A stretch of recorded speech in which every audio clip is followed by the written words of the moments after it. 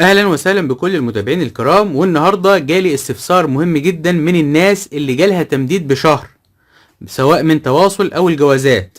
هل ينفع يمددوا تاني ولا لا؟ والناس اللي جالها تمديد ب15 يوم هل برضو ممكن يمددوا تاني من تواصل او الجوازات ولا لا؟ وهل فعلا التمديد اصبح 15 يوم؟ هنعرف وهنجاوب على كل حاجة، وكمان هنوضح موقف الناس اللي هي مددت قبل كده من أبشر قبل ما أبشر يقفل، وتاريخ صلاحية الإقامة على أبشر هتنتهي في شهر أبريل أو شهر مايو. هل دول لازما يغادروا المملكة يوم 3/4 ولا لا؟ وكمان في بشرة لأصحاب تأشيرات الزيارة المتعددة اللي هي انتهت على الجواز، يا ترى موقفهم ايه من التمديد عن طريق تواصل او الجوازات؟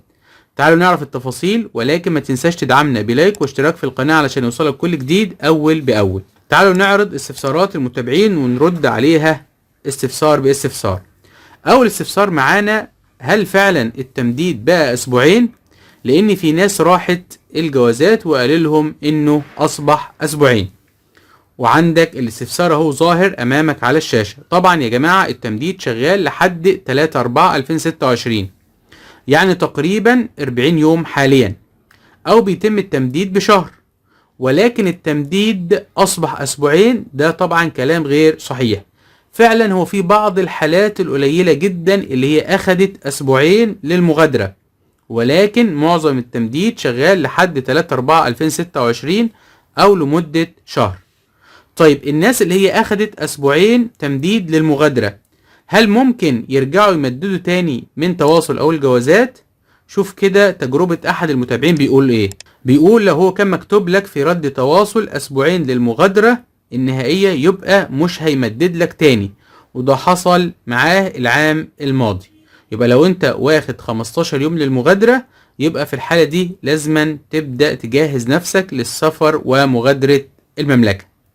طيب يا ترى الناس اللي هي اخدت شهر وده اول تمديد ليها، خد بالك الناس اللي هي اخدت شهر وده اول تمديد ليها، ممكن تمدد تاني من تواصل او الجوازات لحد 3/4/2026، وساعتها هتكون المدة عبارة عن ايام ما بين تاريخ انتهاء تأشيرتك وتاريخ 3/4/2026.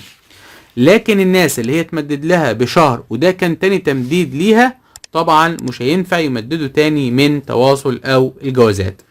نيجي بقى لثالث استفسار: هل اصحاب الزيارة المتعددة اللي هي انتهت على الجواز وجددوا مرة قبل كده من ابشر، هل ليهم تمديد تاني من تواصل او الجوازات؟ شوف تجربة احد المتابعين بيقول ايه، ان هو جدد النهاردة من جوازات مكة، ودي كانت عبارة عن زيارة متعددة، وده كان تاني تمديد، وطبعا التمديد تم لحد 3/4/2026. يعني التمديد شغال بالنسبة للزيارات المتعددة اللي هي انتهت، بشرط انه ده يكون تاني تمديد ليك مش التالت. نيجي بعد كده للاستفسار الرابع، وده استفسار مهم جدا. فيه ناس لما يجي لها رد من تواصل انه يجب المغادرة او تم الرفض والسبب عدم دفع الرسوم. يعني لما يجي لك رد من تواصل انك انت يجب عليك المغادرة او تم رفض التمديد لعدم دفع الرسوم، يا ريت الناس دي قبل ما تدفع رسوم مرة تانية ادخل على ابشر، هتلاقيها باذن الله اتمددت معاك لحد 3 ابريل 2026. وشوف كده دي كلها حالات لناس حصل معاها نفس الكلام، جالها رد بالمغادرة او جالها رد بتم الرفض لعدم وجود رسوم، ولما دخلوا على ابشر لقوها اتمددت لحد 3/4/2026.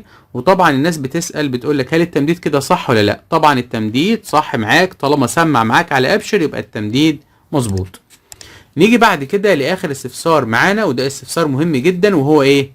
الناس اللي هي مددت قبل كده، يعني لما كان ابشر شغال ونهاية تأشيرتهم سواء في شهر مايو اللي هو شهر 5 او في شهر ابريل اللي هو بعد 3/4 زي مثلا 17 ابريل، هل الناس دي لازم تغادر المملكة يوم 3 ابريل ولا لا؟ طبعا زي ما هو ظاهر امامك على الشاشة، الناس دي مش شرط ان هي تغادر يوم 3/4، بل بالعكس كل واحد هيظل موجود في المملكة حسب صلاحية تأشيرتك وحسب تاريخ نهاية التأشيرة على أبشر. سواء نهاية تأشيرتك في شهر 5 يبقى هتغادر في شهر 5، نهاية تأشيرتك في آخر شهر 4 يبقى هتغادر حضرتك في آخر شهر 4. وده كده الوضع بالتفصيل، ومتابعين معاكم أول بأول، وإذا كان في جديد هنبلغكم بإذن الله تعالى. وفي النهاية إذا عجبك الفيديو ما تنساش اللايك والاشتراك في القناة، والسلام عليكم ورحمة الله وبركاته.